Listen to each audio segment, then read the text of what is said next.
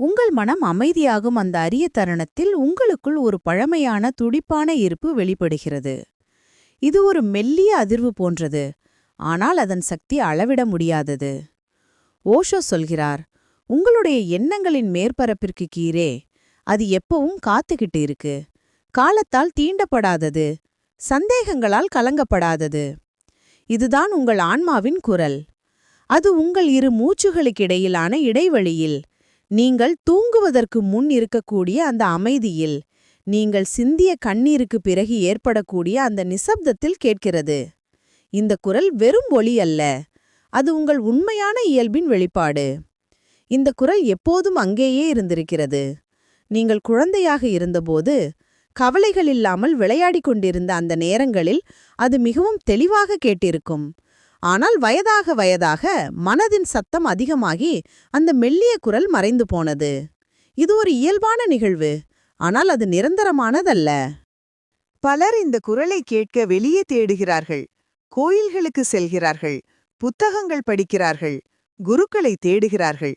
ஆனால் ஓஷோ தெளிவாக சொல்கிறார், ஆன்மாவின் குரலை கேட்பது என்பது ஏதோ ஒரு இடத்திற்கு செல்வதல்ல, அது உங்களையே நீங்கள் சென்றடைவது. இது ஒரு உள்நோக்கிய பயணம், சுய கண்டுபிடிப்பின் பாதை.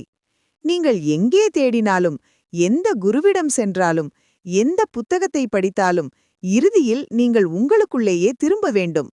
ஏனென்றால் அந்த குரல் எப்போதும் அங்கேயே இருக்கிறது, பொறுமையாக காத்திருக்கிறது. இதை புரிந்து கொள்வது மிகவும் முக்கியம். நாம் எல்லாரும் ஏதோ ஒன்றை தேடிக்கொண்டே இருக்கிறோம். மகிழ்ச்சியை தேடுகிறோம், அமைதியை தேடுகிறோம், அர்த்தத்தை தேடுகிறோம். ஆனால் நாம் தேடும் எல்லாமே ஏற்கனவே நம்முள் இருக்கிறது. அது ஒரு மறைந்த புதையல் போன்றது, நம் வீட்டின் அடித்தளத்தில் புதைந்து கிடக்கிறது. ஆனால் நாம் அதை வெளியில் தேடிக்கொண்டிருக்கிறோம். ஆனால் ஏன் நம்மால் இந்த குரலை கேட்க முடிவதில்லை? ஓஷோ விளக்குகிறார். பிரச்சனை என்னன்னா, வாழ்க்கை மௌனமாக இல்லை, உங்கள் மனம் அதிகம் சத்தமாக இருக்கு. நம் மனம் தொடர்ந்து திட்டங்கள், பயங்கள், முடிவற்ற உரையாடல்களால் நிரம்பியிருக்கிறது. காலையில் எழுந்ததும் நாளைய வேலைகளை பற்றி சிந்திக்கிறோம். மதியம் நேற்றைய தவறுகளை பற்றி வருத்தப்படுகிறோம். இரவில் எதிர்காலத்தை பற்றி கவலைப்படுகிறோம். இந்த இரைச்சலில் ஆன்மாவின் மெல்லிய குரல் தொலைந்து போகிறது. அது ஒரு நுட்பமான இசை போன்றது, ஆனால் நம் மனதின் சத்தம் அதை மூடி மறைத்து விடுகிறது. ஓஷோ ஒரு அழகான உதாரணம் சொல்கிறார். ஒரு ஏரியின் மேற்பரப்பு கொந்தளிப்பாக இருக்கும்போது அதன் நிலவின் பிரதிபலிப்பு தெரியாது. அலைகள் ஓய்வில்லாமல் அடிக்கும்போது நீரின் மேற்பரப்பு சிதறிப்போகிறது. ஆனால் நிலவு எப்போதும் அங்கேயே இருக்கிறது, ஒளிர்ந்து கொண்டிருக்கிறது. அது மறையவில்லை, அது போகவில்லை. மனதின் கொந்தளிப்புதான் அதை மறைச்சுக்கிட்டு இருக்கு. நீங்கள் நிலவை அழைக்கலாம், தேவையே இல்லை. கெஞ்ச வேண்டாம். நீங்கள் செய்ய வேண்டியது உன்னேதான். ஏரியை அமைதியாக்குங்கள், அதாவது மனதை அமைதியாக்குங்கள். இதுதான் ஆன்மாவின் குரலை கேட்பதற்கான ரகசியம். மனதை அமைதியாக்குவது என்பது எண்ணங்களை அடக்குவதல்ல. பலர் இந்த தவறை செய்கிறார்கள். அவர்கள் எண்ணங்களுடன் போராடுகிறார்கள், அவற்றை நிறுத்த முயற்சிக்கிறார்கள். ஆனால் இது வேலை செய்யாது. எண்ணங்களை அடக்க முயற்சிப்பது அவற்றுக்கு இன்னும் அதிக சக்தி கொடுப்பது போன்றது. அது எண்ணங்களை கவனிப்பது, அவற்றை நியாயப்படுத்தாமல் பார்ப்பது. ஓஷோ சொல்கிறார், தேடுவதை நிறுத்துங்கள், கவனிக்கத் தொடங்குங்கள். உங்கள் எண்ணங்கள் வருகின்றன போகின்றன என்று சாட்சியாக இருங்கள். அவற்றுடன் சண்டையிடாதீர்கள். அவற்றை ஏற்றுக்கொள்ளவும் வேண்டாம். வெறுமனே கவனியுங்கள். ஒரு ரயில் நிலையத்தில் நின்று கொண்டு ரயில்கள் வருவதையும் போவதையும் பார்ப்பது போல. நீங்கள் ரயிலில் ஏற வேண்டியதில்லை, அதை நிறுத்த வேண்டியதும் இல்லை. வெறுமனே பார்த்து கொண்டிருங்கள். இந்த கவனிப்பில் மெல்ல மெல்ல மனம் அமைதியாக தொடங்கும். இந்த பயிற்சி முதலில் கடினமாக தோன்றலாம். நம் மனம் எப்போதும் ஏதோ ஒன்றில் ஈடுபட்டு கொண்டிருக்க விரும்புகிறது. ஆனால் பொறுமையாக இருங்கள்.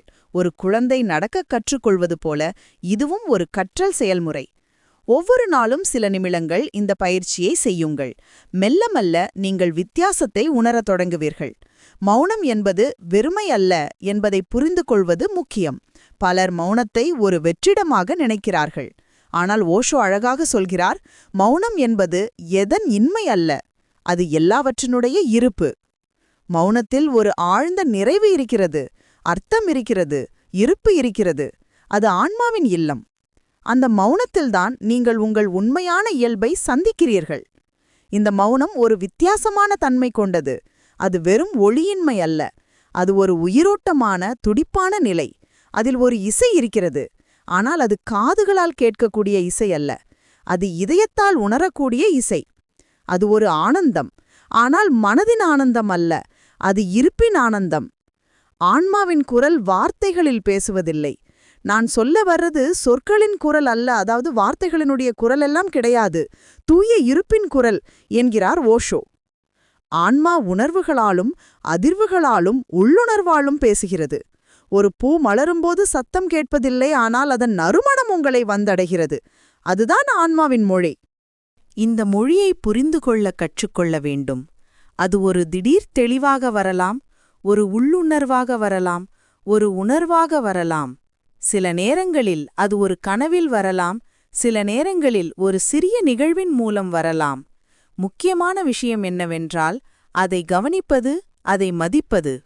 உங்கள் இரு எண்ணங்களுக்கு இடையிலான இடைவெளி, இரு மூச்சுகளுக்கு இடையிலான இடைவெளி, இதுதான் ஆன்மாவின் நுழையும் வாயிலாகும்.